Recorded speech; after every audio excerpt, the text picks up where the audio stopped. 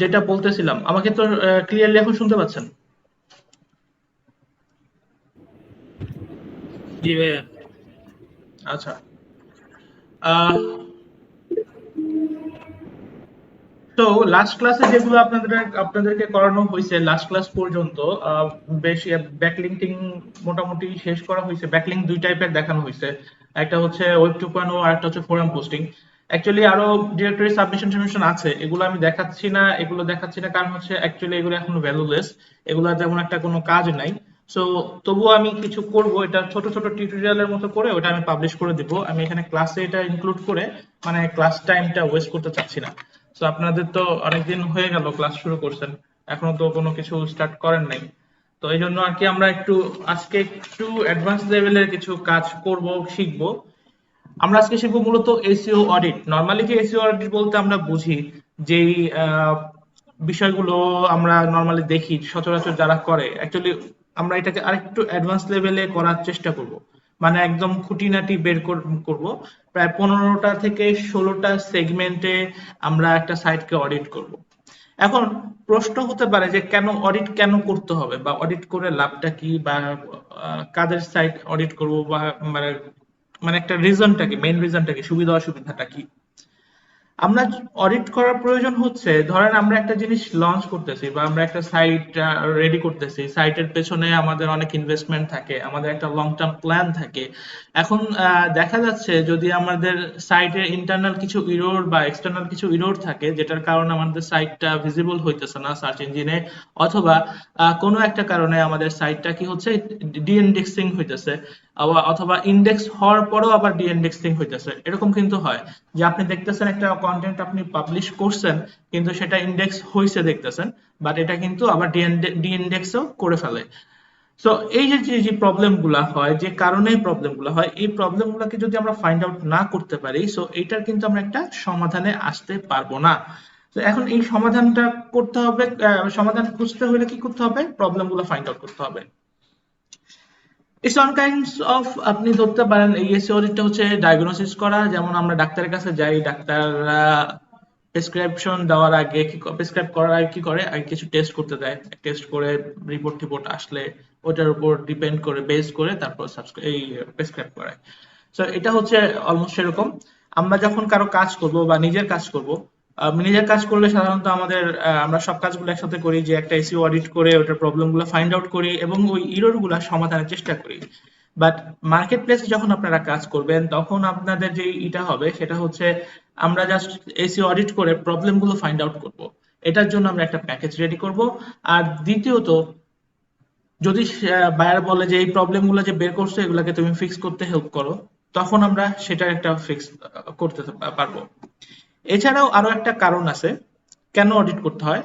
এই অডিট করতে হলে আপনি যখন আপনার সাইটের একটা বিষয়গুলো বুঝতে পারবেন, বিষয় ইরর গুলা প্রবলেম গুলা বুঝতে পারবেন, তখন কিন্তু আপনি এটার জন্য একটা প্ল্যান করতে পারবেন, অ্যাকশন প্ল্যান করতে পারবেন। আর অ্যাকশন প্ল্যান উইদাউট প্ল্যানিং আপনি কোনো কিছুই কিন্তু আপনারা ভালোভাবে করতে পারবেন না। সো যখন একটা সাইটের ব্যাপারে আপনার ডিটেল একটা আইডিয়া থাকবে যে এই সাইটের এই সমস্যাগুলো আছে, তখন কিন্তু এটা একটা প্ল্যান করে এই ইরর গুলো সমাধান করতে পারবেন এবং স্টেপ বাই স্টেপ আপনার সাইটটাকে কমপ্লিটলি রেডি করতে পারবেন সার্চ ইঞ্জিনে ভিজিবল করার জন্য। সো একটা বায়ার যখন সাধারণত অর্ডার করেন তখন তারা বলেন যে আমার সাইটটাকে এসইও করে দাও, এখন এসইও অডিট করে দাও। এখন এই অডিট কিন্তু অনেক ধরনের হয়।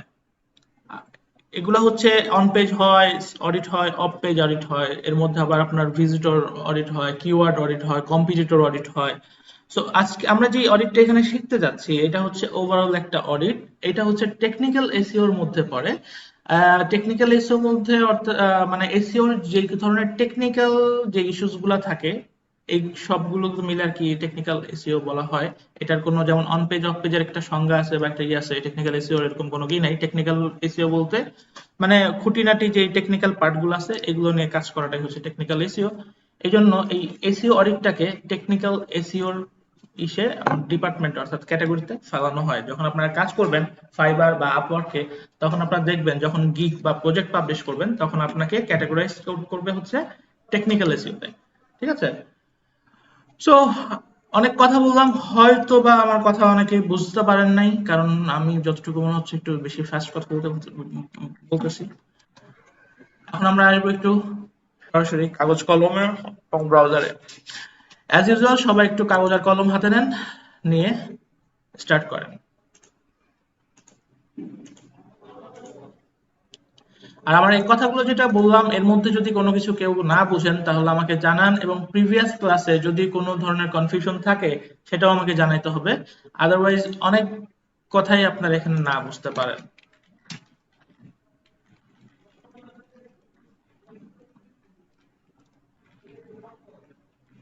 আজকের টপিক হচ্ছে কি এসইও অডিট। মূলত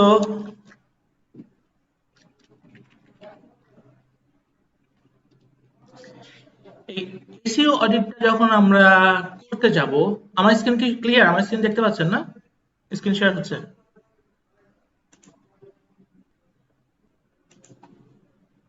স্ক্রিন শেয়ার হচ্ছে?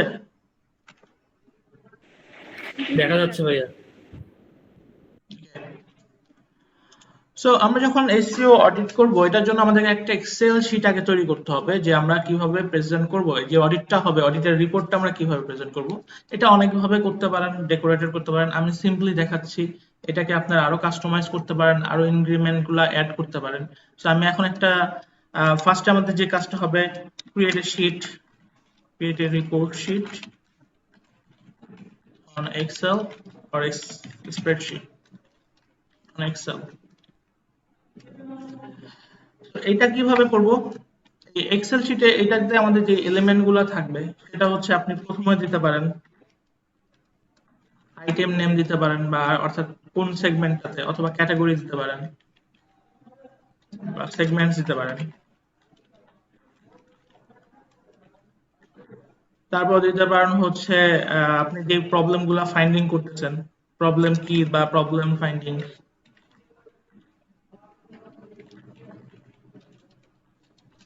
তারপর আপনি একটা কমেন্ট দিতে পারেন। নরমালি এই তিনটা দিয়ে অনেক কিছু করা যায়, চাইলে আপনার আরো খন্ড খন্ড করে ভাগ করে নিতে পারেন। এটা হচ্ছে আপনার ক্রিয়েটিভিটির উপর ডিপেন্ড করতেছে আপনি কিভাবে একটা রিপোর্ট প্রেজেন্ট করবেন।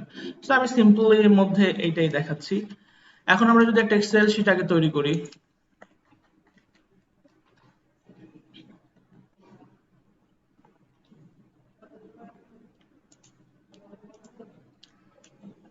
ধরেন একটা প্রেজেন্ট আমি একদম সিম্পলির মধ্যে দেখাচ্ছি যে কিভাবে একটা প্রেজেন্ট করবেন, সেটাকে আপনারা একটু সাজিয়ে নিন।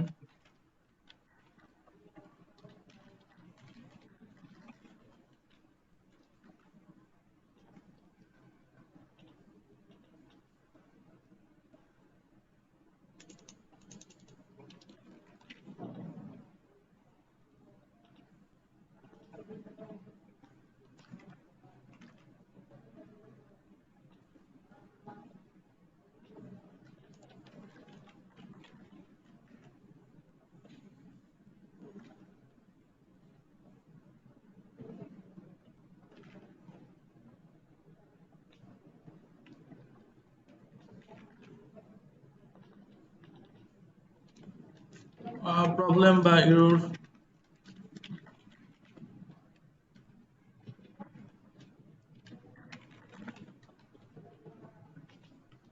এটা ডিরেক্ট ফাইন্ডিং দেন, কারণ আপনার যে প্রবলেমই থাকবে তা তো না, ওকে থাকতে পারে। সো এটা বেটার হয় ডিরেক্ট ফাইন্ডিং দিলে।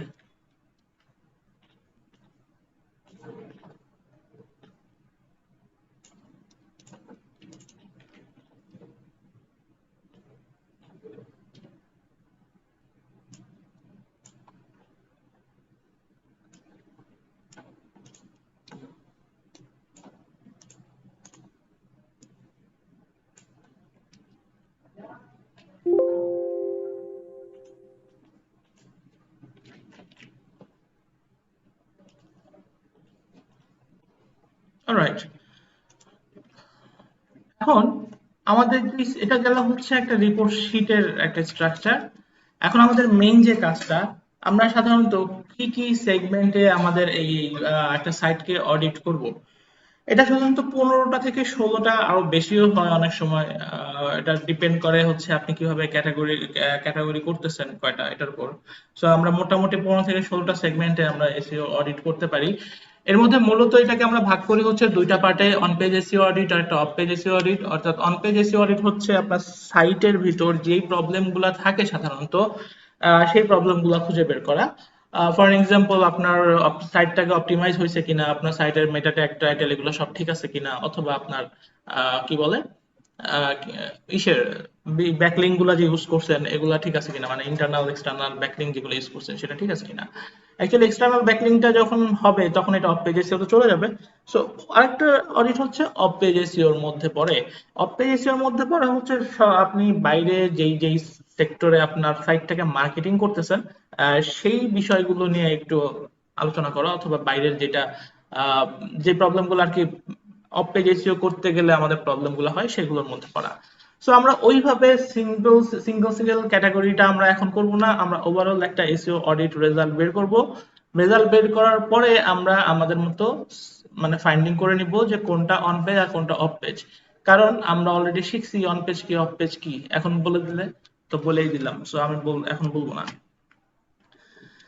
তো প্রথমে আমাদের যেই বিষয়টা নিয়ে এই দরকার, প্রথমে একটা সাইটের আমরা যখন একটা দেখি দেখি একটা সাইটের কোয়ালিটি দেখি, সবার আগে আমরা একটা জিনিসে বিলিভ করি, যেটা হচ্ছে প্রথমে দর্শনধারী তারপর গুণ, তারপর গুণ বিচারী, তাই না?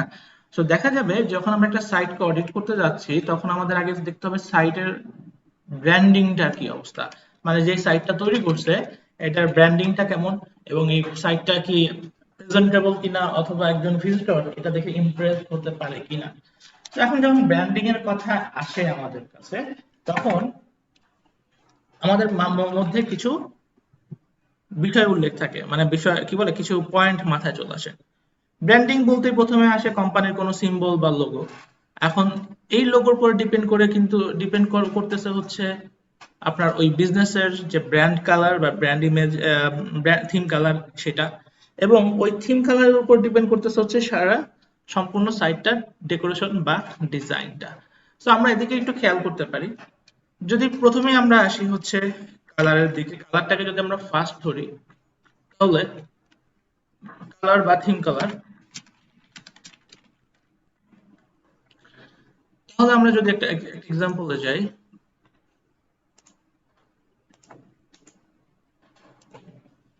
আমার কথা কি বুঝতেছেন আপনারা? ধরেন জি ভাইয়া। এইচপি তে যাই,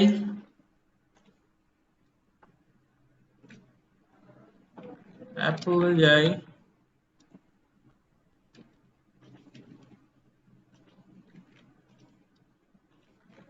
আর হচ্ছে কেএফসি তে যাই। এইবার তো চিকেন খেতে ইচ্ছা করবে, কেএফসি তে ঢুকতেছি। অলরাইট, দেখেন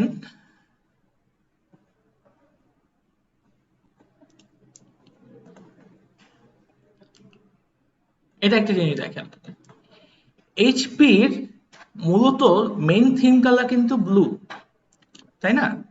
এই এইচপির ব্লুর সাথে আপনি দেখেন পুরো ডিজাইনটাতে একটু খেয়াল করেন, ব্লুর কিন্তু একটা ছোঁয়া আছে।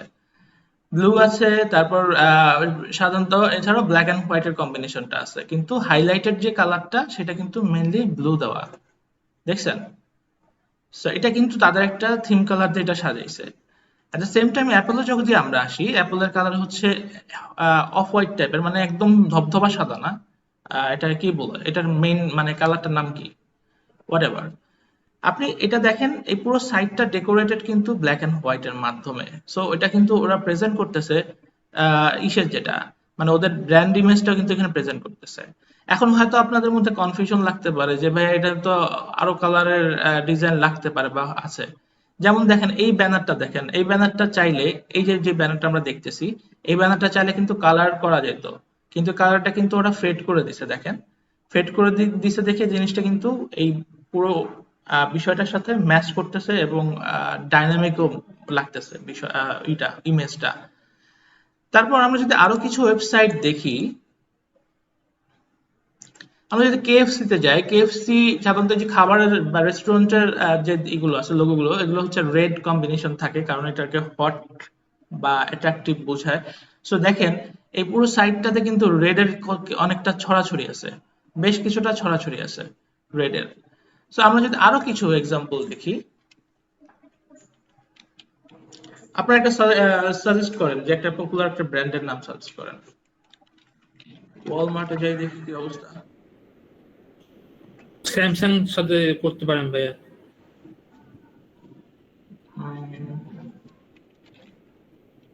স্যামসাং এ যাই,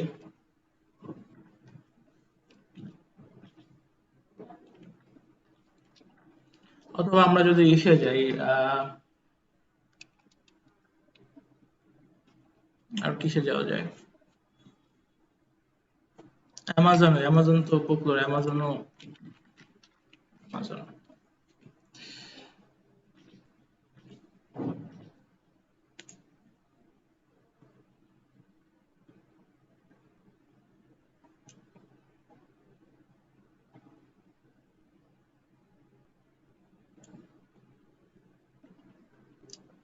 কত কিছু করবে ভেরিফাই করার জন্য, আরে আল্লাহ, দরকার নাই তোমার আমার। স্যামসাং এ যাই, স্যামসাং কিন্তু সেম অবস্থা, ওদের মেইন ব্র্যান্ড কালার করা হয়েছে ব্ল্যাক, ব্ল্যাকের মধ্যে দেখেন এই যে এখানে ওদের লোগোটা ব্ল্যাক করা, এবং লোগোর সাথে কিন্তু একটা সামঞ্জস্যতা আছে পুরো সাইটের। এই ব্ল্যাকটাকে বেশি প্রায়োরিটি দিচ্ছে ওরা, ব্ল্যাক এন্ড হোয়াইট এর মধ্যে করছে, প্রয়োজন ছাড়া কোনো কালার এখানে ইউজ করা হয় নাই। অ্যামাজনে যদি যাই, অ্যামাজনে দেখেন অ্যামাজনের কালার হচ্ছে হোয়াইট অ্যান্ড লিলিশ একটা আছে, ইন্ডিকেটর আছে। এখানে আপনি একটা জিনিস খেয়াল করেন, এই যে সার্চ বক্সের দেখেন হোভারটা ইয়েলিশ করছে।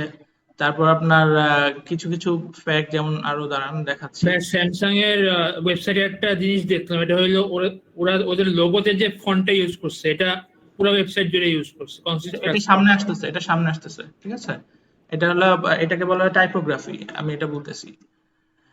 আচ্ছা, তারপর দেখেন এখানে যে হোভারিং সিস্টেমটা, যে কালার করাটা ম্যাচ করে তারা ইয়েলোইশ বানাইছে, মানে একটু কিছুটা, এটার অ্যাকচুয়ালি কালার নেমটা কি আমি জানি না। তারপরে যে সাইন ইন এর বাটনটা, এটা তো রেডও দিতে পারতো, কিন্তু ওরা এটা ইয়েলো করছে ইসের সাথে। এখানে দেখেন শুধু প্রোডাক্টের কালার ছাড়া অ্যাডিশনাল কোনো অন্য কালার ব্যবহার করা হয় নাই। এখানে কিছুটা ব্যানারে ব্যাকগ্রাউন্ডে করছে, এটা হয়তো তার প্রোডাক্টের উপরই করছে। কিন্তু অ্যামাজনের কিন্তু খুব সম্ভবত প্রিভিয়াস একটা কালার ছিল হচ্ছে স্কাই ব্লু, মোস্ট প্রবাবলি, যেটা চেঞ্জ করার আগে, ওই যে যেটা অ্যামাজনের লোগোটা তো চেঞ্জ হয়েছে বছর দুয়েক হইলো, এর আগে তো অ্যামাজনের লোগো ছিল অন্যরকম। যাই হোক, এটা হচ্ছে মোটামুটি ভাবে এই জিনিসগুলো আমাদের খেয়াল করতে হবে একটা ব্র্যান্ডিং ঠিক আছে কিনা। তারপর এর মধ্যে আরো কিছু ফ্যাক্ট আছে ব্র্যান্ডিংটা দেখার, সেটা হচ্ছে আপনার যেই সাইটের ডেকোরেশনটা বা সাইটের যেই পেজ সেটআপ গুলো আছে এগুলা ঠিকঠাক আছে কিনা, বা আপনার প্রয়োজনীয় যে কি প্রোডাক্ট গুলো আছে, এই কি আইটেম গুলাকে আপনি এখানে ফার্স্ট পেজে বা হোম পেজে আপনার ওখানে রাখছে কিনা, মানে অ্যাটাক করতেছি না, আই ক্যাচিং হচ্ছে কিনা, সেগুলো হচ্ছে পার্ট অফ ব্র্যান্ডিং। এগুলো নিয়ে কথা বলবো, বাট ফার্স্ট আমরা কালারের যে বিষয়টা, কালার সেন্সটা আমরা এখান থেকে দেখলাম। এখন যদি এটা ভালো লাগতেছে তাহলে আমরা এখানে একটা লিখি, ফার্স্ট সেগমেন্টে আমরা দেই ব্র্যান্ডিং। ব্র্যান্ডিংটা দিয়ে আমাদের ফার্স্ট কি নিয়ে কাজ করতেছি আমরা, কালার নিয়ে, তাই না? আরেকটা অ্যাড দিয়ে দিতে পারেন এখানে, এখানে ক্যাটাগরি দিতে পারেন, ক্যাটাগরি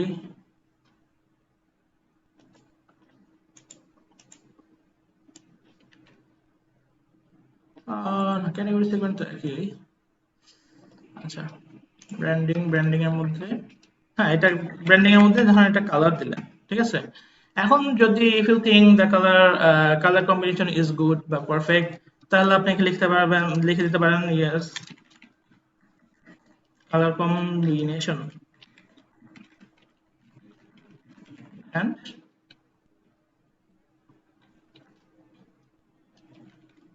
গুড এন্ড, এটা কি আর কি দেওয়া যায়, এন্ড সুইটেবল, বা যে কোনো একটা দিয়ে দিলেন একটা কমেন্ট, এখানে একটা পজিটিভ কমেন্ট দিয়ে দিলেন আর কি, যদি এটা আপনার মনে হয় যে এটা না, চেঞ্জিং এর কিছু নাই। তারপরে যে পার্টটা আসবে আমাদের, সেকেন্ড পার্ট, যেটা কালার গেল ব্র্যান্ডিং এর মধ্যে, তারপরে যে পার্টটা আমরা দেখব সেটা হচ্ছে টাইপোগ্রাফি।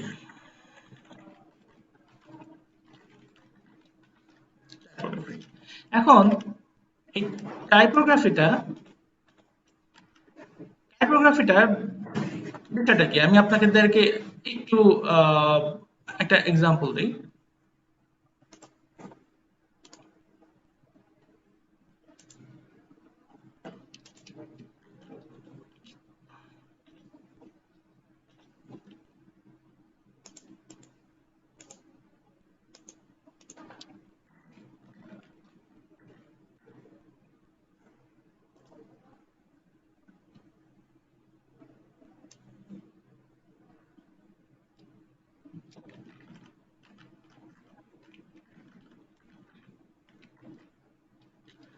ধরেন এটা একটা ওয়েবসাইট, আমাদের এই পেজটা একটা ওয়েবসাইট।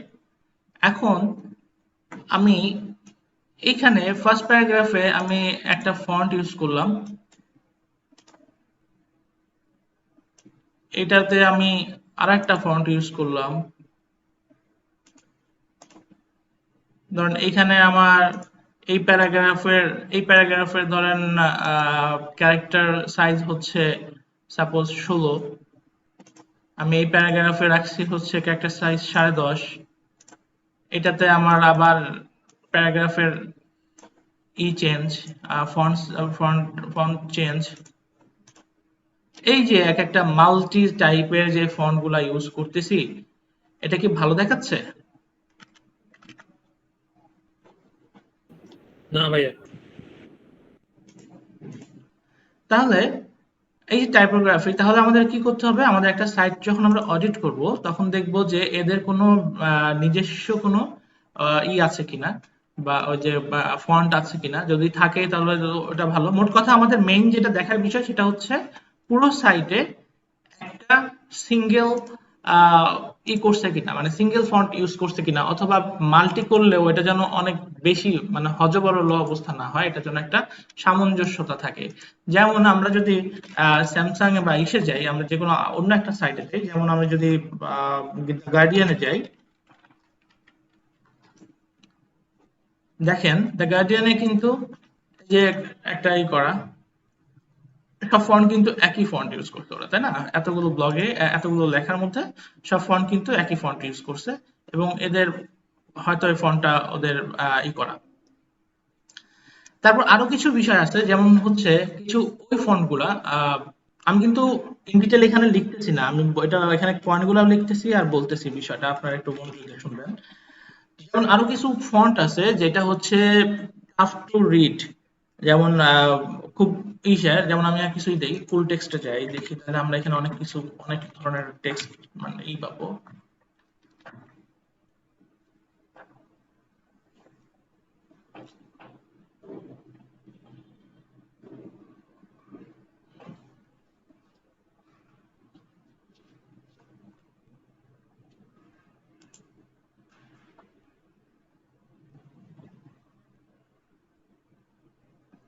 এখন ধরেন আপনি আপনার ওয়েবসাইটে এই ফন্ট দিছেন, তাহলে তো ধরেন রিডারের দাঁত ভেঙে যাবে এটা পড়তে, তাই না? তো এই ধরনের কোনো কমপ্লিকেটেড বা কোনো ধরনের যেটা টাফ টু রিড টাইপের কোনো দেওয়া আছে কিনা, ফন্ট দেওয়া আছে কিনা, সেটা আপনাকে পর্যবেক্ষণ করতে হবে। সো যদি আপনার কাছে মনে হয় যে না, ফন্ট ভালো মনে হচ্ছে না টাইপোগ্রাফিতে, তাহলে আপনি এখানে দিতে পারেন multi-font multi-fonts are not acceptable,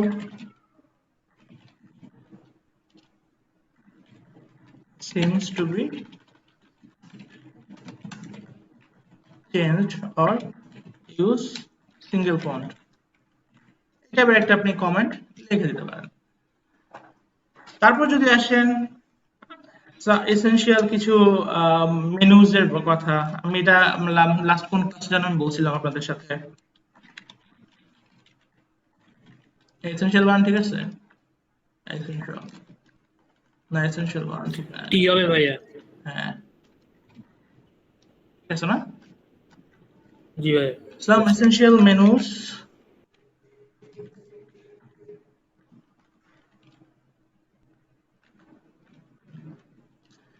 এখন একটা সাইট, আমি বলছি যে আপনার যখন একটা সাইট খুব অফিসিয়াল বা একটা খুব গুরুত্বপূর্ণ বা একটা মানে ভাবছাপ বুঝাইতে যাবে, তখন আমরা একটা অফিসে একটা উদাহরণ দিছিলাম যে একটা অফিস যখন আমরা দেই, এটাকে অফিসটাকে স্ট্যান্ডার্ডটি মেনটেন করার জন্য আমাদের কিছু জিনিস লাগে। একটা যেমন একটা ফ্রন্ট ডেস্ক দিতে হয়, একটা পিয়ন রাখতে হয়, একটা ফ্রন্ট ডেস্ক এক্সিকিউটিভ রাখতে হয়, মানে বা কল রিসিভ করার জন্য একটা রিসেপশনিস্ট রাখতে হয়, তাই না? অথবা আমরা যখন iOS সার্টিফিকেট সম্পর্কে কারো আইডিয়া আছে? iOS সার্টিফিকেট, ব্যবসায় যে iOS ভাই iOS তো শুনছি ওই যে অ্যাপলের প্রোডাক্ট রিলেটেড, বা iOS সার্টিফিকেট কি যেটা না জানি না না। না iOS একটা ই আছে, আইএসও, সরি iOS না, আইএসও সার্টিফাইড যে প্রতিষ্ঠানগুলো বাংলাদেশে কিন্তু কিছু ম্যাক্সিমাম প্রতিষ্ঠানই বড় বড় কোম্পানিগুলো আইএসও সার্টিফাইড। হ্যাঁ, এই আইএসও কিন্তু একটা অডিট করে, ইন্টারনাল অডিট করে, মানে ইন্টারনাল না এক্সটার্নাল অডিট করে, তো বাইরে থেকে ই করে লোক পাঠায়, এজেন্ট পাঠায়। তো এই অডিট করে কিছু জিনিস তারা মেনশন করে। হ্যাঁ, ফুডে লেখা থাকে, এছাড়াও অন্যান্য বিষয় যেমন আপনি যদি কিছু প্রোডাক্ট কিনেন, ভালো ভালো প্রোডাক্ট, যেমন স্যামসাং এ যদি যান, আপনি ট্রান্সকমে যদি যান, তাহলে ট্রান্সকম কিন্তু আইএসও সার্টিফাইড এখন কিনা যায় না। অরিয়ন এই সার্টিফিকেটটা প্রোভাইড করে বাংলাদেশে, অনেক প্রথম থেকে, অনেক শুরু থেকে অরিয়ন গ্রুপ। তো যেমন রহিমা ফ্রোজ আইএসও সার্টিফাইড ছিল, এদিক দিয়ে আপনার এলজিও আইএসও সার্টিফাইড। আইএসও আপনার সার্টিফাইড মানে কি ভাইয়া, যে এসইও অডিট না না না ইয়ে না, হইছে? আইএসওটা হচ্ছে আপনার মানে একটা ইন্টারন্যাশনাল সার্টিফিকেশন বা সার্টিফিকেট, যেটা অডিটের মাধ্যমে, এক্সটার্নাল অডিটের মাধ্যমে একটা স্ট্যান্ডার্ড মানে ইন্টারন্যাশনাল স্ট্যান্ডার্ড মেনটেন করে। বুঝতে পারছেন? এটা হতে পারে আপনার অ্যাকাউন্টস অডিট, এটা হবে আপনার ম্যানেজমেন্ট অডিট, টোটাল অফিসে একটা অডিট অডিট হয়। ওরা অডিট দিয়ে অডিট করে ওরা সার্টিফাইড করে যে না, এই প্রতিষ্ঠানটা ইন্টারন্যাশনাল স্ট্যান্ডার্ড। বুঝতে পারছেন? বুঝছি ভাইয়া। সো ওইখানে আইএসও সার্টিফিকেটের জন্য যখন অডিট করে, তখন একটা ম্যানেজমেন্টের একটা দেখে, মানে একটা প্যাটার্ন দেখে যে এদের ম্যানেজমেন্ট প্যাটার্নটা কিরকম। এটা কি সরাসরি বস ডিল করতেছে, বসের থেকে সরাসরি কর্মীরা করতেছে, বা যে স্ট্রাকচারটা কি।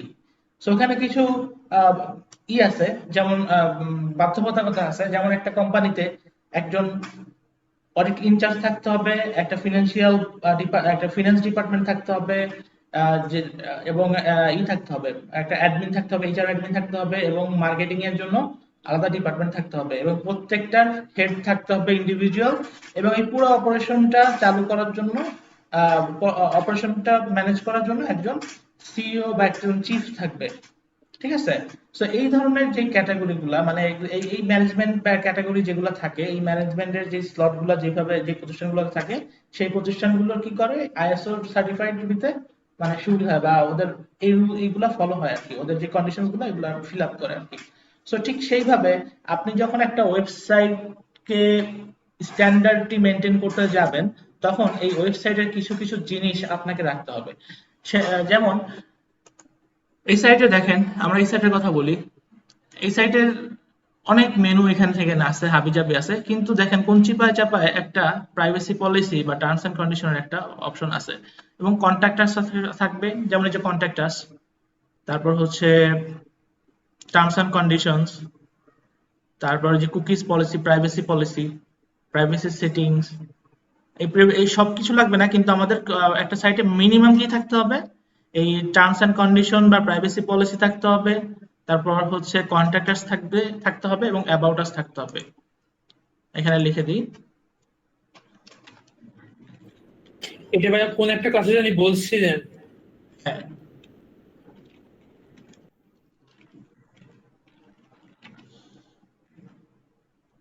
এটা কি আপনার কি থাকতে হবে, অ্যাবাউট আস, অ্যাবাউট আস,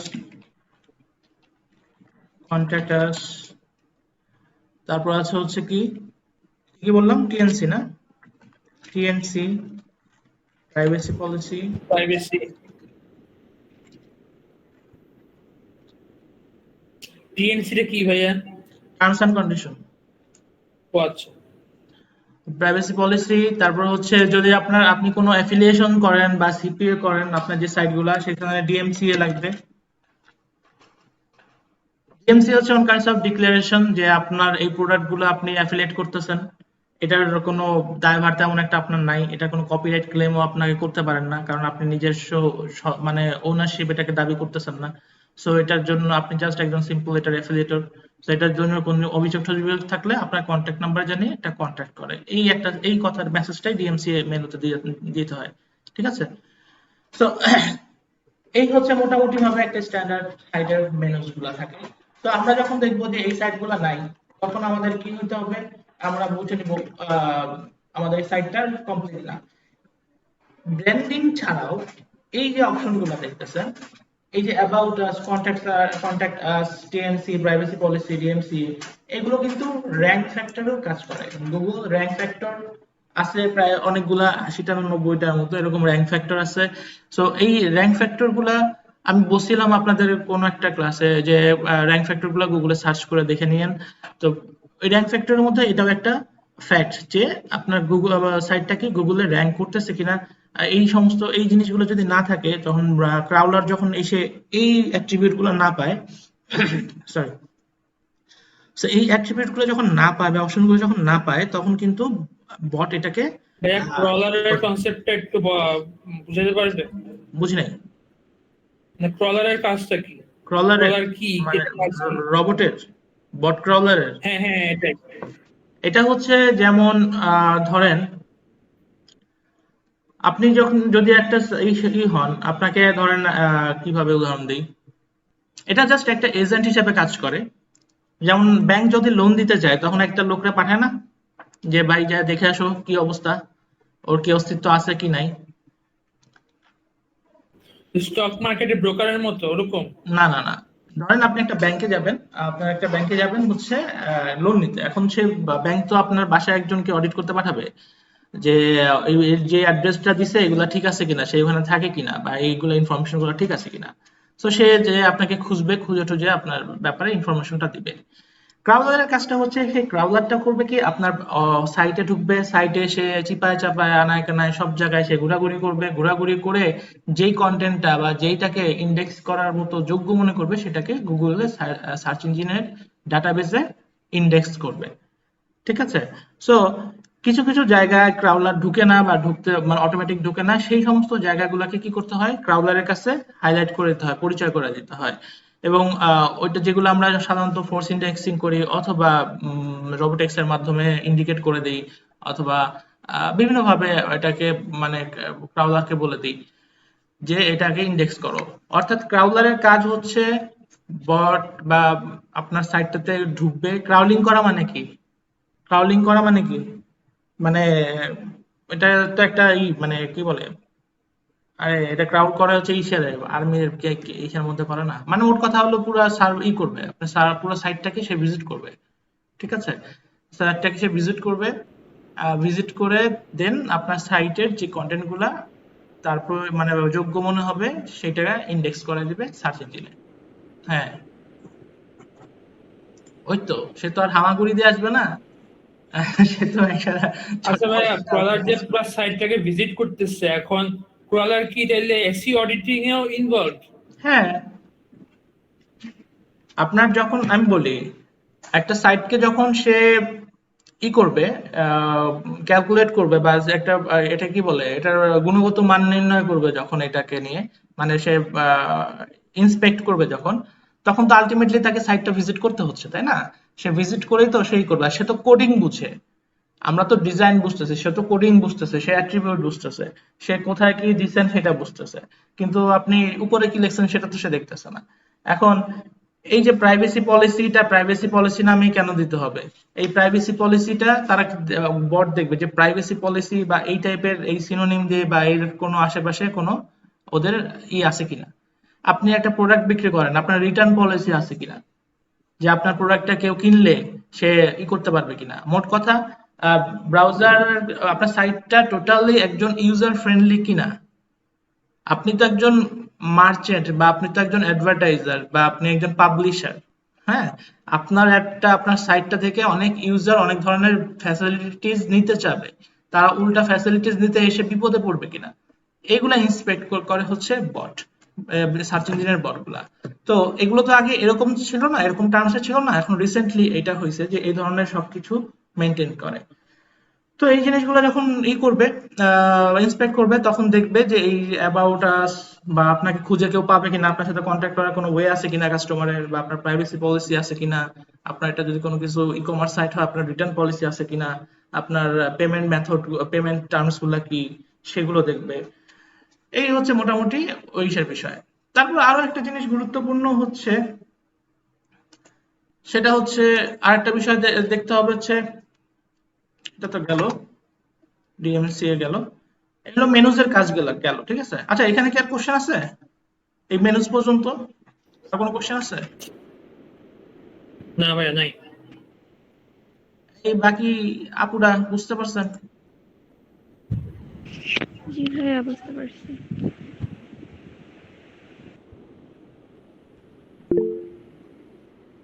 ওকে, এইবার যেটা আসে সেটা হচ্ছে ফেভ আইকন। যেটা এই ফেভ আইকন জিনিসটা কি, ফেভ আইকন চিনেন না কে কে? বুঝলেন?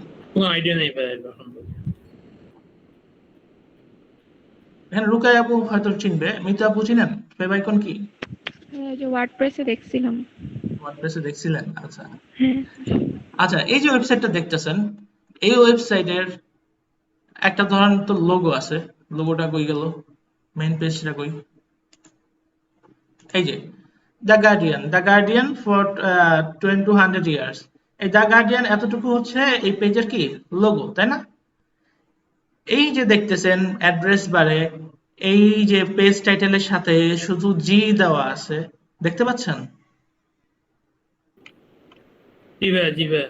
হ্যাঁ। হ্যাঁ। এই যে আইকনটা, এটাকে বলে ফেভ আইকন, ঠিক আছে।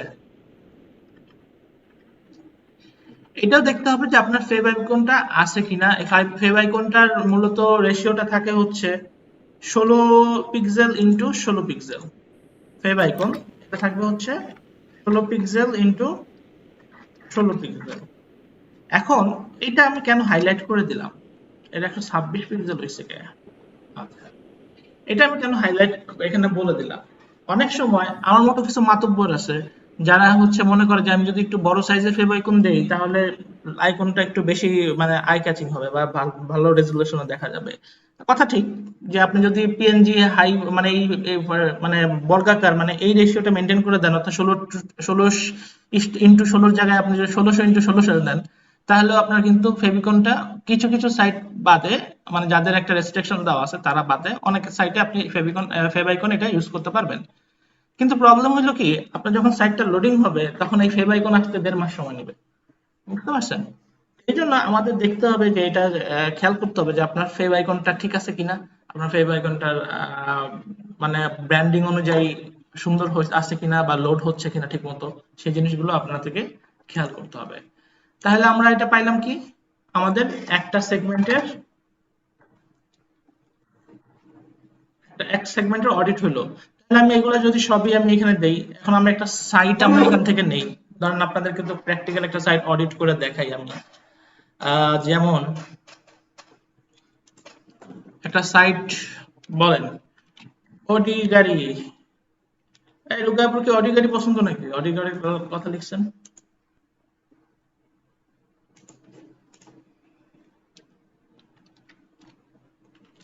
ধরেন অডি কার,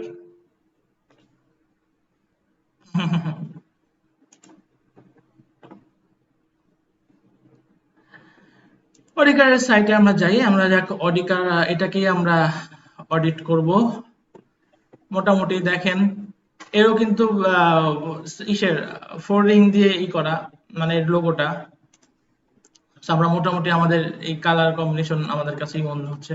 এখন আমরা তাহলে এইটারে আমরা লিখি যে সাইট রিপোর্টে আমরা যাই, অডিট রিপোর্ট ফর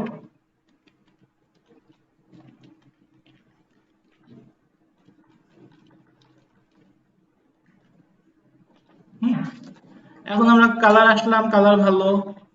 টাইপোগ্রাফিতে আমরা টাইপোগ্রাফিতে যাই, টাইপোগ্রাফিতে আমাদের মনে হচ্ছে হ্যাঁ একটা নিজস্ব আছে, ফন্ট সাইজ গুলো সব সেম আছে মোটামুটি ভাবে। দেখেন সব জায়গায় একই ফন্ট ইউজ করছে ওরা। সো টাইপোগ্রাফি তো কোনো প্রবলেম নাই, এদের এদের এদের এদের সব ফন্ট সাইজ গুলো সেম।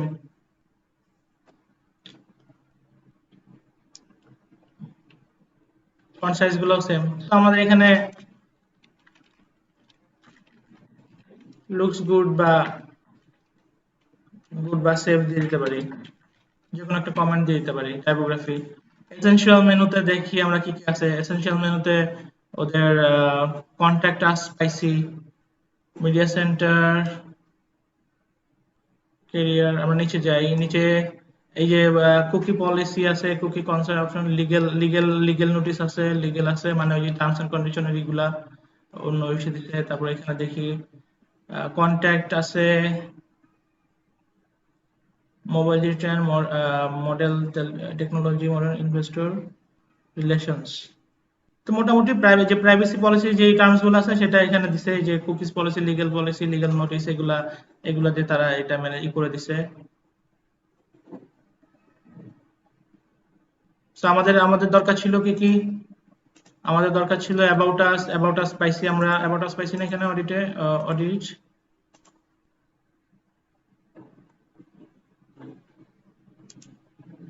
Experience audit.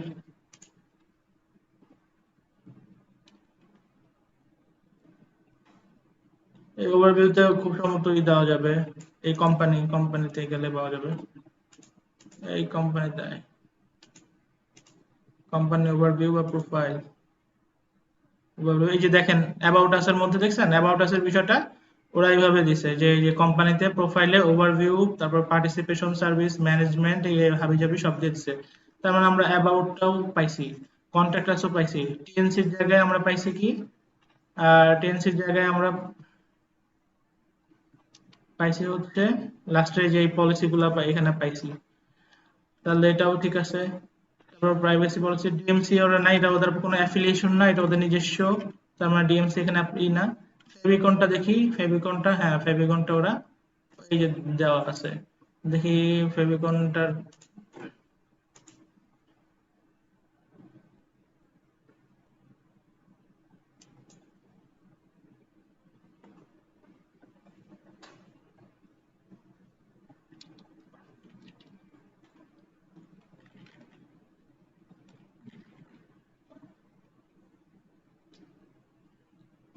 এই যে ফেভাইকন চাইলে আপনারা এখান থেকে আলাদাভাবে দেখে নিতে পারেন, সাইজটা নামায় নামায় নিতে পারেন, নামায় ই করতে পারেন, দেখতে পারেন। এই যে এখানে দিয়ে দিছে যে ফেভিকন 16x16, দেখছেন সাইজ 16x16। ঠিক আছে, তাহলে আমাদের ফেভিকনটাও ঠিক আছে। টিএমসি প্রাইভেসি পলিসি,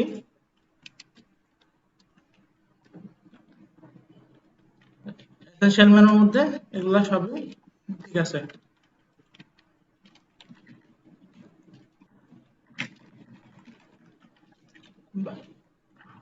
আনসার যে এই যে কমেন্টসে যে এটাই লিখবেন সেটা না, এটা আমি আমার মতো আপনাকে বোঝানোর জন্য লিখতেছি, আপনারা সুন্দর মতো আরো একটা স্ট্যান্ডার্ড ল্যাঙ্গুয়েজে লিখবেন, ঠিক আছে। তারপর কি আছে, ফেভ আইকন আমাদের ঠিক আছে, ফেভ আইকন ওকে। আর কি আছে এখানে, নাই ব্র্যান্ডিং এ আমাদের মোটামুটি ব্র্যান্ডিং কমপ্লিট হয়ে গেল। ব্র্যান্ডিং এ আমরা কোনো কিছু চেঞ্জ করার মতো পাই নাই, ঠিক আছে।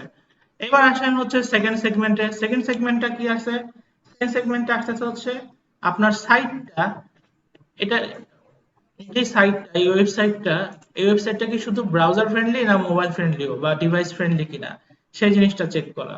সেই জিনিসটা চেক করতে হবে। আর আমি তো অডিতে ছিলাম, আমরা আবার আইকন আসলাম কেন, যেমন এই সাইটটা আপনার সব জায়গায় সুন্দর মতো এই এগুলো দেখা যাচ্ছে কিনা সেটা আপনার চেক করতে হবে। এখন এটা চেক করব কোথায়, এটা চেক করার অনেকগুলা টুলস আছে, গুগলের নিজেরই অনেকগুলা টুলস আছে। অনেকগুলা কি, একটা টুলস আছে, বেশি অনেকগুলা নেই। তারপর আমরা কিছু বাইরের টুলসও ব্যবহার করতে পারি, ফ্রি টুলসও ব্যবহার করতে পারি, আবার পেইড টুলসও ব্যবহার করতে পারি। বিশদ বিবরণ নেওয়ার জন্য পেইড টুলস ইউজ করা যাবে। আবার আমরা যদি একটু খন্ড খন্ড করে বিভিন্নভাবে ভাগ করি তাহলে আমরা ফ্রি ভাবে ইউজ করতে পারবো। এখন কথা হচ্ছে, তাহলে এটা কি দেওয়া যায় যে আমরা মোবাইল ফ্রেন্ডলি কিনা সাইটটা সার্চ করতে হবে, মানে এটাকে কি বলে, একটা নাম আছে এটার, রেসপন্সিভ কিনা, সাইটটা কি রেসপন্সিভ কিনা। হ্যাঁ,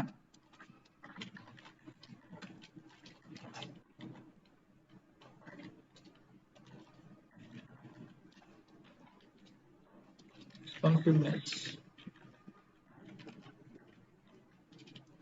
অথবা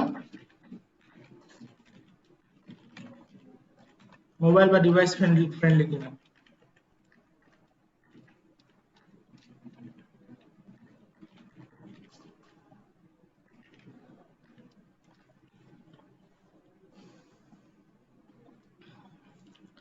মোবাইল বা ডিভাইস ফ্রেন্ডলির জন্য আপনি কোথায় আমরা যেতে পারি? আমাদের গুগলে যেইটাই আছে সেটা হচ্ছে আপনি ধরেন সার্চের দিয়া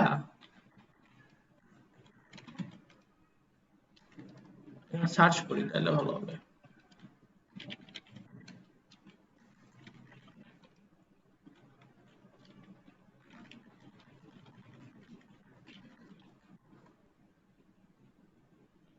দেখেন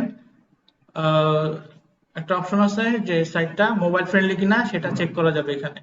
এখানে আমরা জাস্ট ইউআরএলটা দিব, ইউআরএলটা নিয়ে এখানে পেস্ট করে দিব, টেস্ট ইউআরএল করেন।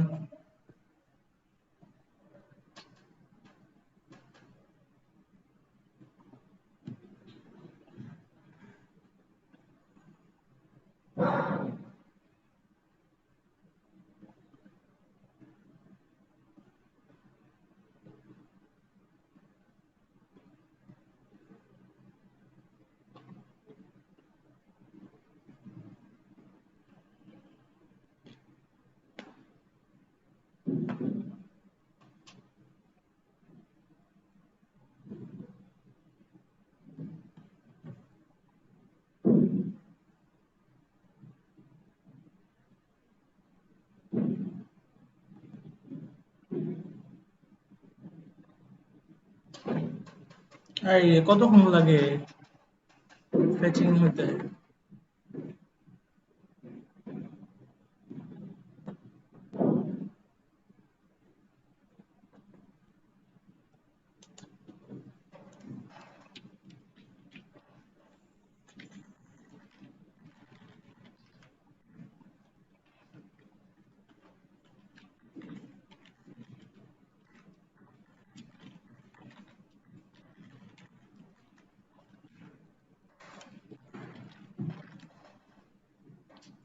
যেহেতু এটা অটিকারির তাই এটা হবেই, তাই আমি এখানে লিখে রাখলাম ইয়েস বা রেসপন্সিভ, যে কোনো একটা দিয়ে দেন। এটা হইতে থাকুক, আসতে থাকুক। তারপর আমাদের যে জিনিসটা দেখতে হবে, ও এটা একটু স্লো, দেখি আরেকটা দেখি পাই কিনা।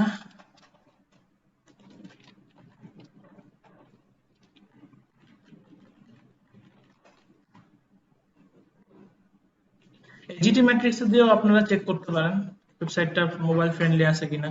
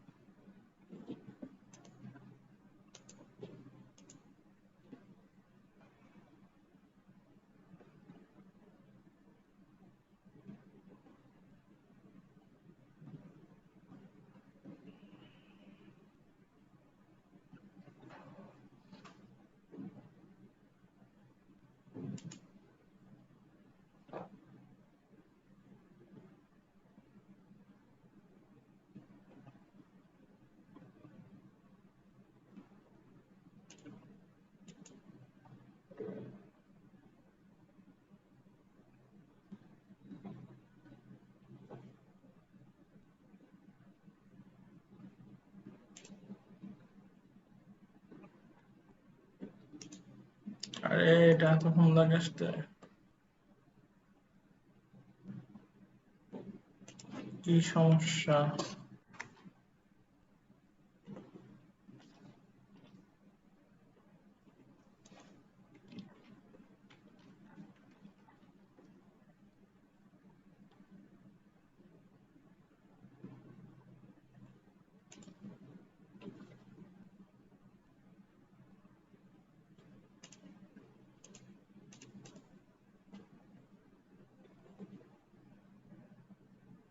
আরে মোবাইলের ওইটার স্পেসিফিক অ্যাডটা গেল কোথায় এটাতে?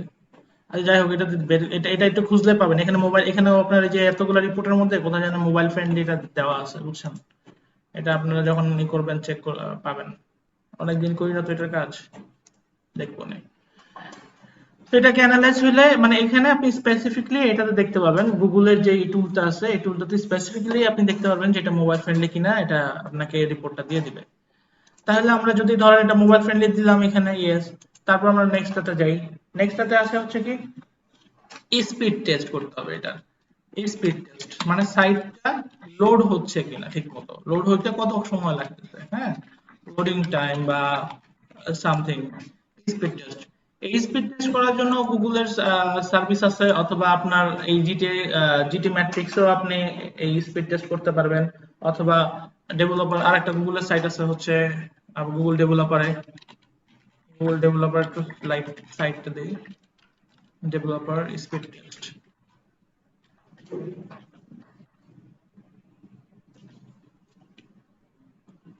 এখানে যদি আপনি সাইটটা দিয়ে সার্চ করেন,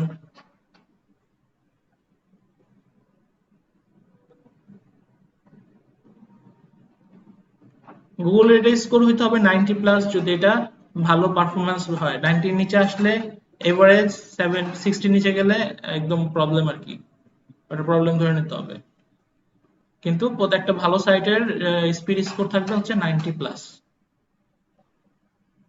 এটাতে দিছে কত 45, এটা খুব সম্ভবত আমার নেটের উপর বেস করে দিতেছে। না, এটা মেনটেন্টেড না, এটা ঠিকই আছে। এটা এটা 45, তার মানে এটা স্পিডে এটা সমস্যা আছে। তাহলে আমরা এখানে লিখে দিই,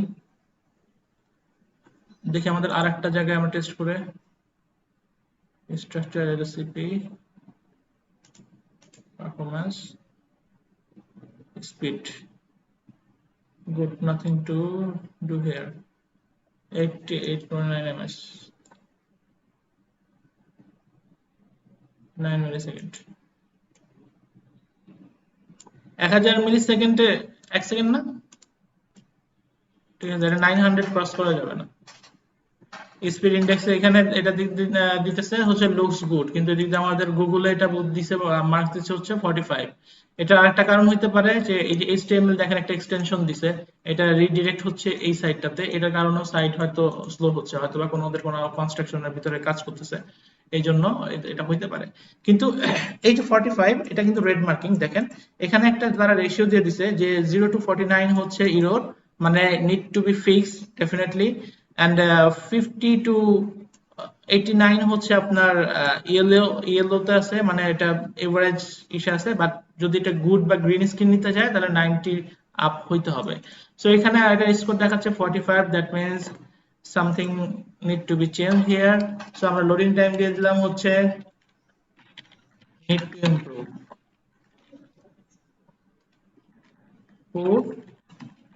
লোডিং স্কোর।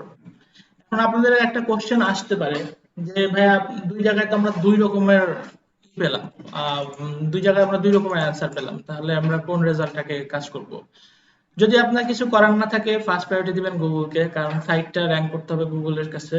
কারণ আমি আগেই বলছি মোর দেন 80% সার্চ হয় এখন গুগলে। সো আমরা এটাকে প্রায়োরিটি দিব।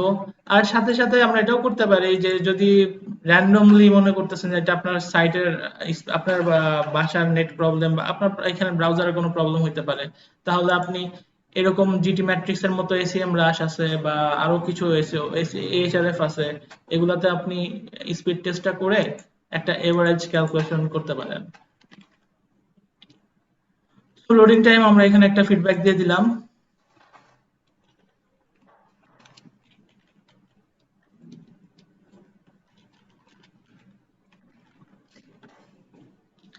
তারপর এটাকে কি গেল, আমরা কি করলাম, এটা স্পিড টেস্ট, ব্র্যান্ডিং, রেসপন্সিভনেস, তারপর আর কি,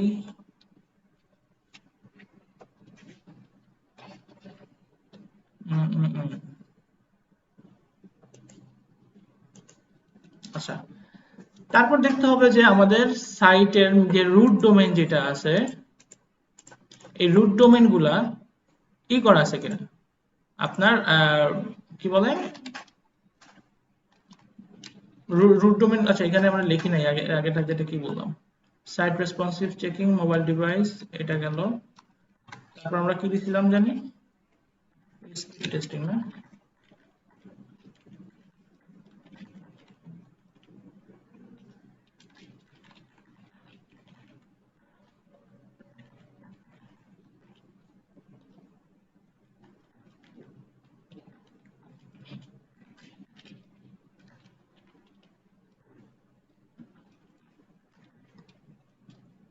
এটা হচ্ছে গুগলের ডেভেলপারে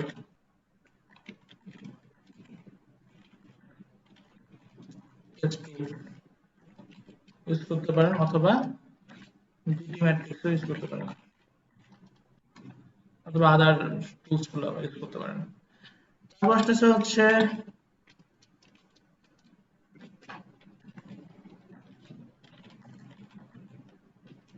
পার্মানেন্ট রিডিরেক্ট।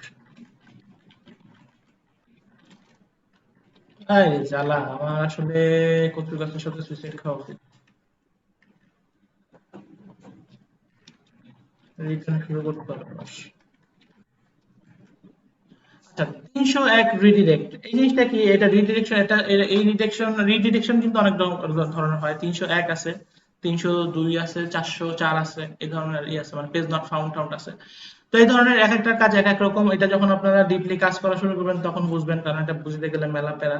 এই 301 রিডিরেক্ট আমি সংক্ষেপে বলি, এটা হচ্ছে সার্চ ইঞ্জিনের অ্যাপ্রুভাল নিয়ে আর কি, মোট কথা একটা সাইটকে রিডিরেক্ট করে দেওয়া আরেকটা লিংকের সাথে, লিংকে রিডিরেক্ট করে দেওয়া, সরি। আচ্ছা, আমরা জানি আমাদের একটা রুট ডোমেইন, যেটা ধরেন আমাদের রুট ডোমেইন যদি হয় xyz.com, তাহলে এটা কিন্তু 4টা ইউআরএল হইতে পারে। 4টা ইউআরএল হইতে পারে কিভাবে? ধরেন একটা হচ্ছে http:/xyz.com, ধরেন এটাতে এসএসএল আপনি সেট করেন নাই। আরেকটা হইতে পারে হচ্ছে https:/xyz.com, তার মানে এটাতে আপনি SSL সেট করতেন। আরেকটা হতে পারে এরকম http://www.xyz.com, আরেকটা হতে পারে https://xyz.com। সাধারণ অর্থে আমাদের কাছে এই 4টা সাইট একই মনে হয়, কিন্তু গুগল ক্রাউলার সে তো বট, সে তো মানুষ না। সে কি করবে? এই 4টাকে 4টা সাইট মনে করবে।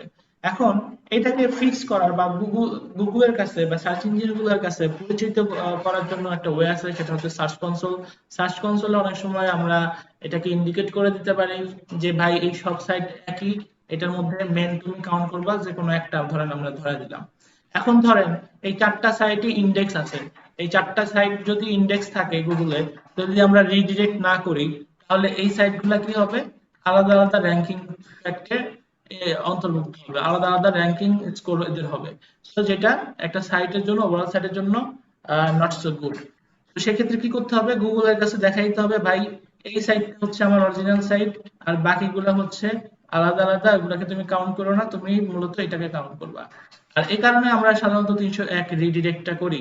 অর্থাৎ আপনার ধরেন যে কেউ যদি এই সাইটটাতেও ভিজিট করে, অথবা এই সাইটটাতেও ভিজিট করে, অথবা এই সাইটটাতেও ভিজিট করে, তাহলে সবাই চলে যাবে কোথায়? এই সাইটে। এখানে এই কথাটা কি ক্লিয়ার হয়েছে?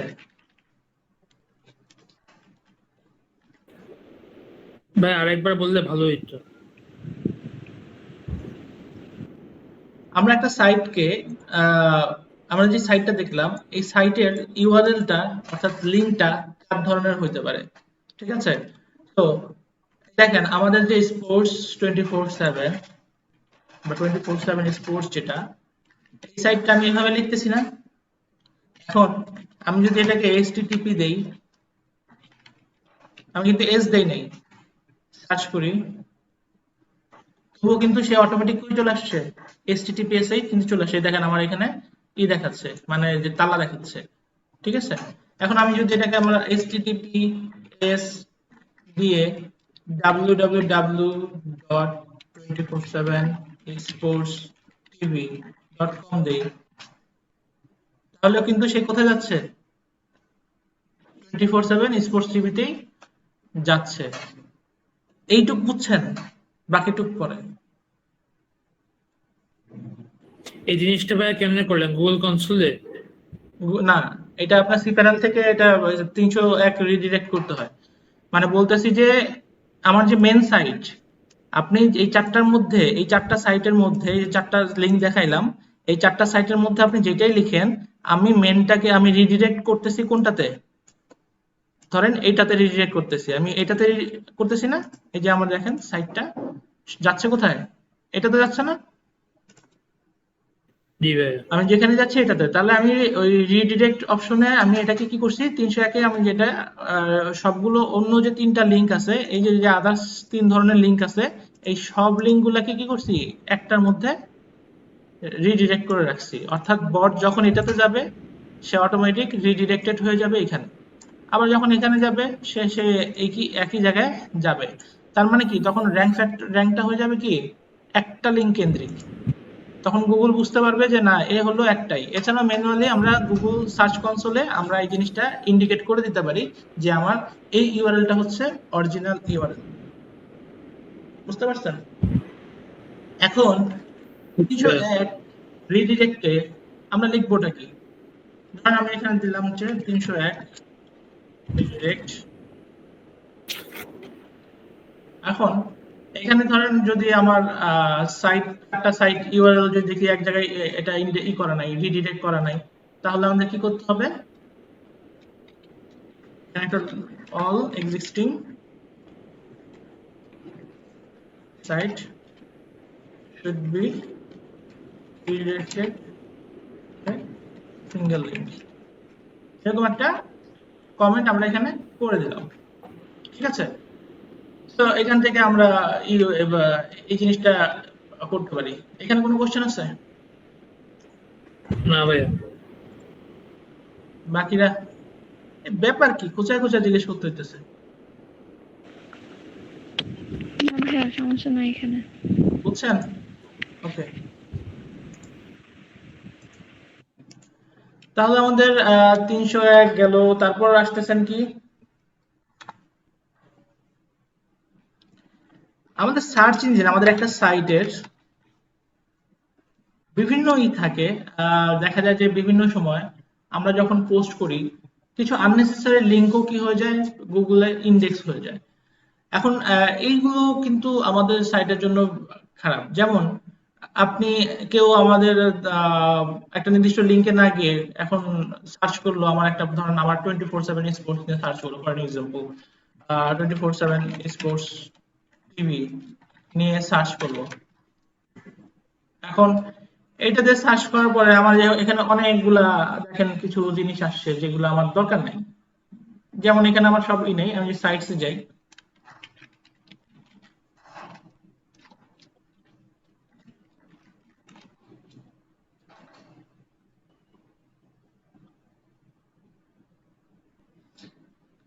এখানে অনেক ধরনের আছে, সার্চ রেজাল্ট আছে যেগুলো আমার দরকার নেই।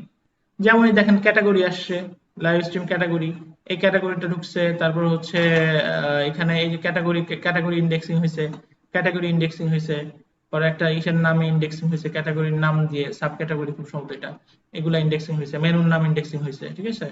তো এখন আমার এই সব কিন্তু দরকার নেই। এমনকি এখানে আমরা যে এই যে সার্চ বক্সটা দেখতেছেন, এই সার্চ বক্সটার লিঙ্কও কি হয়, অনেক সময় ইন্ডেক্সিং হয়ে যায়। আবার দেখা যাচ্ছে আপনার এখানে ইন্ডেক্সিং হয়ে গেছে, এই যে ক্যালেন্ডার লাগাইছে এখানে, ক্যালেন্ডার এখানে ইন্ডেক্সিং হয়েছে। ঠিক আছে? তো আমার এই জিনিসগুলো তো আমার দরকার নেই ইন্ডেক্সিং হওয়ার, তাই না? তো আমরা যখন এটা সার্চ করব, আমরা দেখব যে এখানে কি কি করছে। অনেক সময় যে একটা সাইটের আর্কাইভ পেজ থাকে, ওয়েবসাইটে দেখবেন প্রত্যেকটা ওয়েবসাইটের একটা আর্কাইভ পেজ আছে, বিশেষ করে ওয়ার্ডপ্রেসে ওই আর্কাইভ পেজ এখানে চলে আসে। অনেক সময় অনেক আগের একটা পোস্ট, যে পোস্টের এখন কোনো বেজ নাই, ধরেন আপনি ওই প্রোডাক্ট এখন আর আপনার কাছে নাই বা এটার ব্যাপারে কোনো আপডেটই নাই, সেই পোস্টটা আপনার এখানে ইন্ডেক্স করে আসছে। তো তারপর হচ্ছে ধরেন কিছু ধরনের কিছু কন্টেন্ট আছে, থিন কন্টেন্ট যেটাকে বলা হয়, যেমন আপনার যে কন্টেন্ট গুলোতে 50টা বা এর নিচে যে ওয়ার্ড দিয়ে করা, মানে আছে না, 2-1 লাইনের কিছু ওয়ার্ড লিখে একটা সেন্টেন্স লিখে অনেক সময় পাবলিশ করে ফেলেছি বা কোনো একটা কারণে এটা লিখতে হয়েছে, ওই ধরনের কন্টেন্ট গুলা, থিন কন্টেন্ট গুলা কি হয়, এখানে চলে আসে। এখন ম্যাসিভ আকারে যত খুশি তত লিঙ্কও কিন্তু সার্চ ইঞ্জিনে ইন্ডেক্স থাকা উচিত না। এটার একটাই থাকা উচিত, অর্থাৎ আপনার সাইটের জন্য যেগুলো ইনফরমেশন বহন করবে, ক্যারি করবে, সেই ধরনের লিঙ্ক ছাড়া, সেই ধরনের সাইট ছাড়া আপনার সাইটে এত বেশি ইরিলেভেন্ট লিঙ্কগুলো ইন্ডেক্স থাকা উচিত না। তাহলে আমাদের যেগুলো আমরা যদি এরকম পাই, এই সার্চ করে যদি আমরা এরকম ইরিলেভেন্ট এগুলো পাই, তাহলে কি করতে হবে? সেগুলোকে ডিইন্ডেক্স করতে হবে। ডিইন্ডেক্স করতে হবে সার্চ কনসোলে গিয়ে।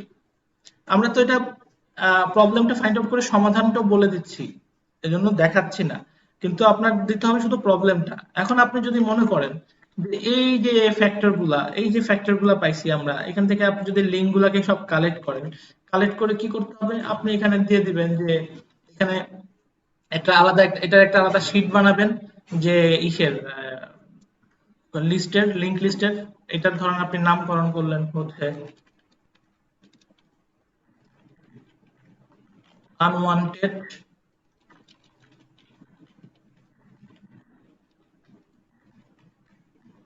Link finding and ডিইন্ডেক্সিং।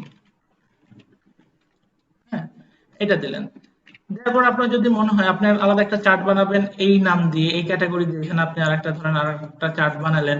বানানোর পরে এই যে লিঙ্ক গুলো আছে, এই লিঙ্ক গুলাকে আপনি সব কি করবেন? সব লিস্টিং করবেন। লিস্টিং করে আপনি দেখবেন যে এই সাইটের লিঙ্ক গুলোতে ঢুকে ঢুকে দেখবেন যে কোন সাইট, কোন লিঙ্ক গুলো আপনার কাছে মনে হয় ইউজলেস মনে হয়। এখন এটাকে ফিল্টার করার অনেক ওয়ে আছে। আপনাদের কাছে হয়তো মনে হইতে পারে যে এতগুলা লিঙ্ক আমি কিভাবে দেখবো? দেখেন, একটা সাইটের, আমার সাইটে আসছে 2টা পেজ, তাহলে বড় বড় সাইটে ডেফিনেটলি আরো বেশি আসবে, কিন্তু এতগুলা লিঙ্ক কিভাবে করব? সো এতগুলা লিঙ্ক কিভাবে করবেন, এটার কিছু লিঙ্ক বের করার কিছু টুলস আছে সার্চ রেজাল্ট থেকে, আমি সেটা দেখাচ্ছি না। সো এটা আপনি, ওটা একটু মানে পেইড টুলস আর কি। তো ওটা তো, যে ওটা আমরা এখন চাচ্ছি না, ফ্রিতে কাজ করতে চাচ্ছি। সো ম্যানুয়ালি আগে শিখেন, প্রত্যেকটা লিঙ্ক ধরে ধরে এমনি ঢুকবেন, এইভাবে ঢুকবেন, ঢুকবেন আর লিস্ট করবেন, ঢুকবেন আর লিস্ট করবেন।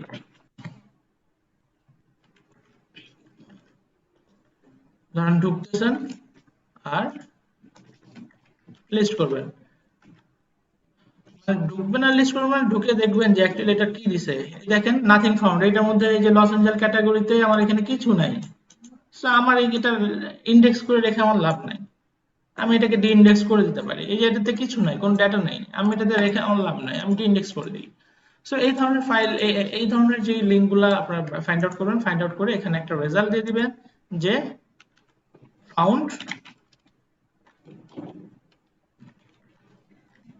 lots of irrelevant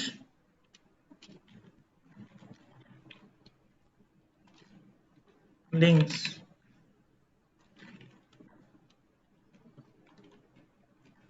in Google Index. ভাইয়া ডি ইন্ডেক্সিংটা কি? মানে একটা জিনিস ইন্ডেক্স করা আছে, ওটাকে আনইন্ডেক্স করে ফেলেন, ডি ইন্ডেক্স করলেন আর কি, ওটারে ইন্ডেক্সিং থেকে বের করে দিলেন। সার্চ কনসোলের থেকে এটা করা যায়। আপনি সার্চ কনসোলে যখন ই করছেন না, মানে ইন্ডেক্স করছিলেন, দেখাইছিলাম না একটা ইসে, সার্চ কনসোলে কিভাবে আপনি রোবোটেক্স যে ক্লাসে দেখাইলাম, হ্যাঁ হ্যাঁ হ্যাঁ ভাই ইন্ডেক্স করে করছি। দেখাচ্ছি না, ওখানে আপনার ডি ইন্ডেক্স এর অপশন আছে, বুঝছেন? ওটা আপনি চেক আচ্ছা করবেন, চেক করে যদি দেখেন যে এটা ইন্ডেক্স হয়ে আছে, ওটাকে ডি ইন্ডেক্স করে দিবেন। আচ্ছা।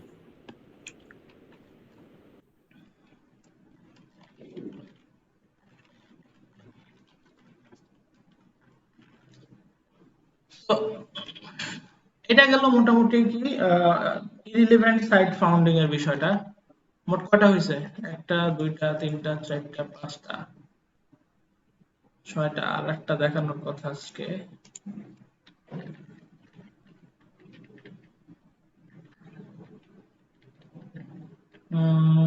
আরেকটা হচ্ছে আপনার ইন্ডেক্স প্রবলেম, বা ইন্ডেক্স প্রবলেম বা ইন্ডেক্স এরর গুলা, ইন্ডেক্সিং প্রবলেম বা এরর। ইন্ডেক্সিং প্রবলেম বা এরর গুলা কি? এই আমাদের দেখা যায় যে কিছু সাইট গুলো আমাদের সাধারণত ইন্ডেক্স হতে চায় না, বা ইন্ডেক্স কিছু করতে চায় না। আমি এর আগে বলছি যে কিছু কিছু সময় দেখা যায় যে সাইটটা ইন্ডেক্স হয়েছে ঠিকই, ডি ইন্ডেক্স হয়ে যাচ্ছে আবার। এখন এই সাইটটাকে ইন্ডেক্স হচ্ছে কি হচ্ছে না,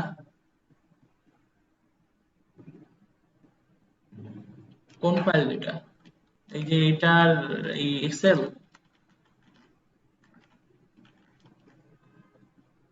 আচ্ছা,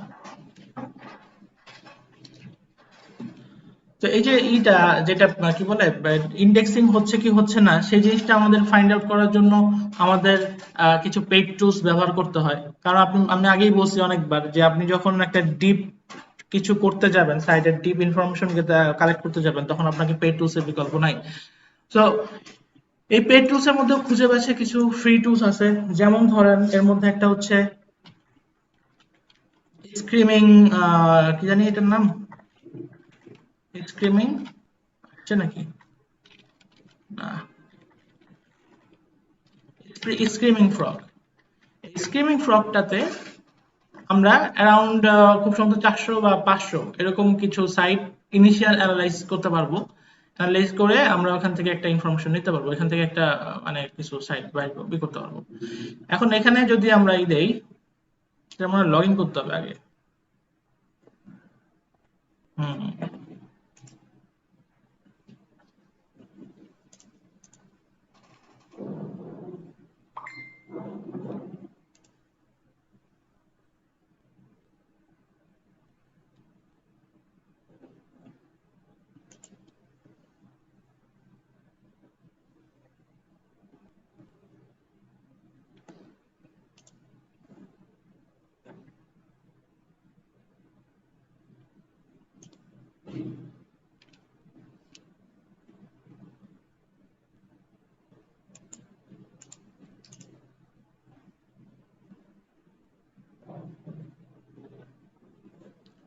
বুঝছি, এটা ডাউনলোড লগ ইন করে আবার রেজিস্ট্রেশন করতে হবে। আচ্ছা, আমি এটা কমপ্লিট করে রাখবো নেক্সট, কারণ এটা অডিটের তো আর 2টা ক্লাস বা একটা ক্লাস লাগবে, ওটা দেখাবো না।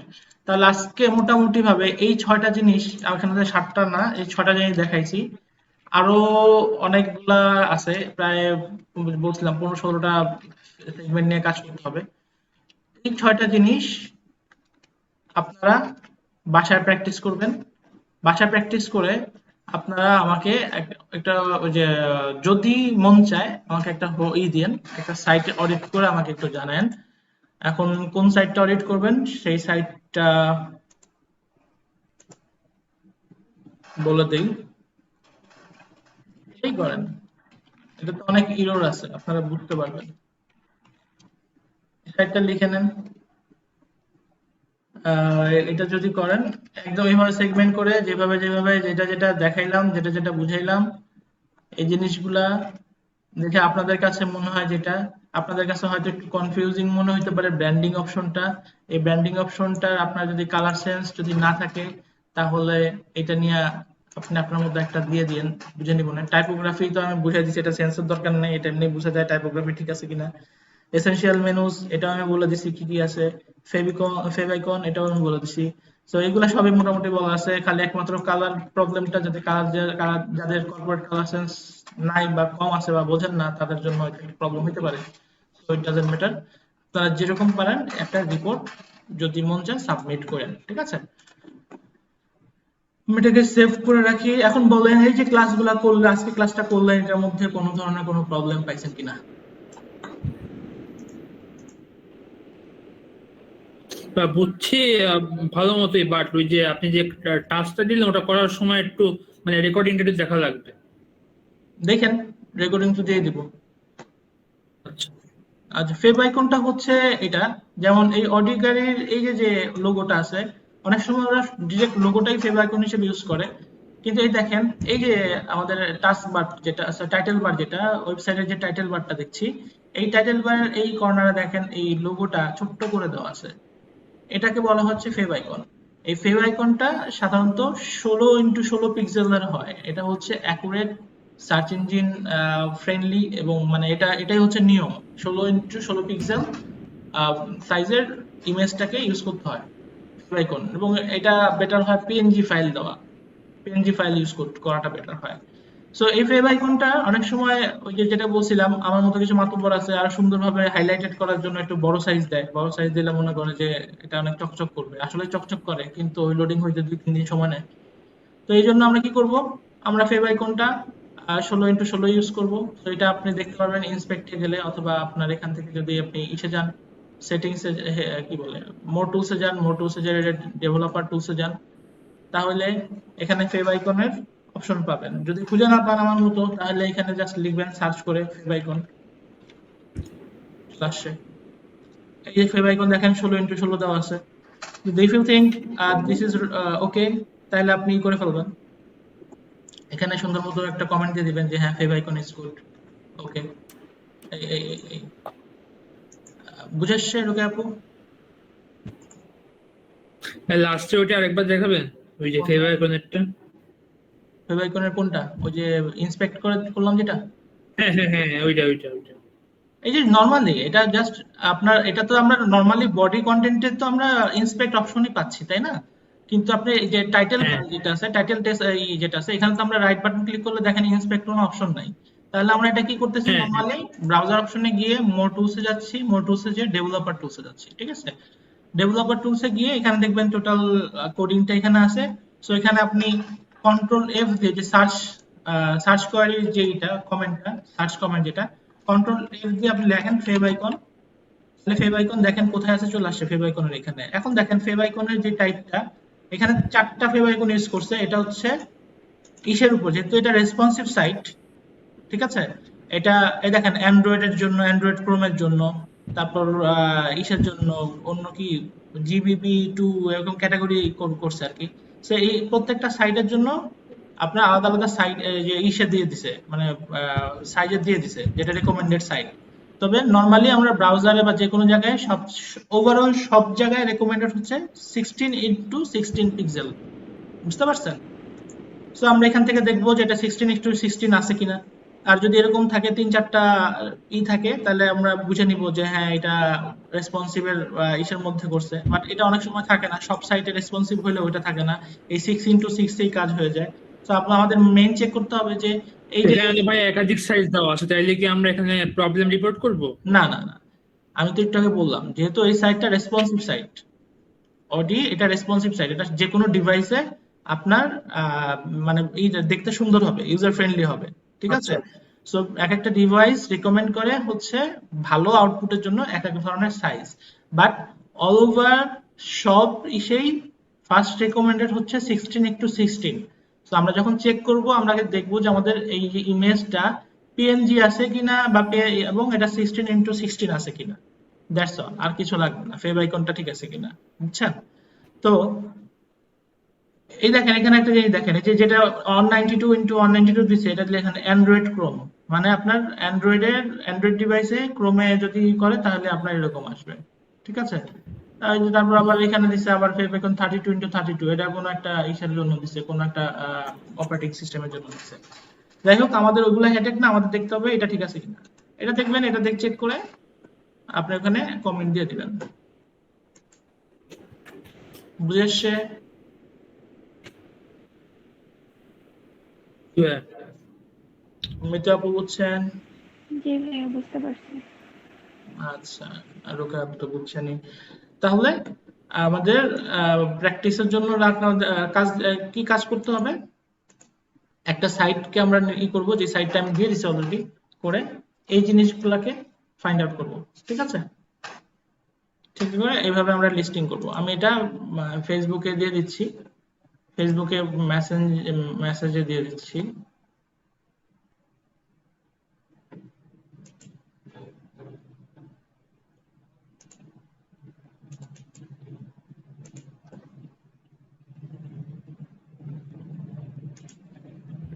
ক্লাস রেকর্ডিংটা দিয়ে দিলে তো চলবে, এটা দরকার লাগছে কি? না, দিয়ে দিন সবাইকে। আপনার দরকার হবে না, অন্যজনের দরকার হবে, কারণ আবার অনেকে ক্লাস করে নাই, 3-4 জন এখন আজকে আসতে পারে নাই বিভিন্ন কারণে, তাদের লাগবে।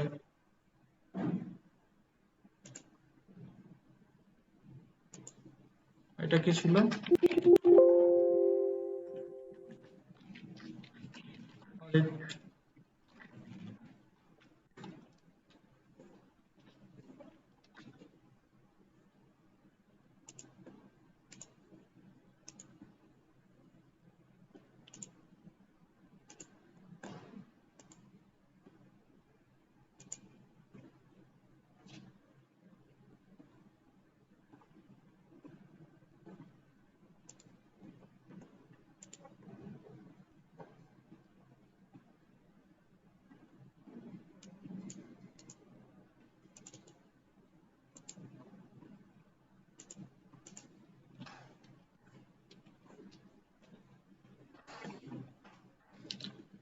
এই ছিল মোটামুটি আজকে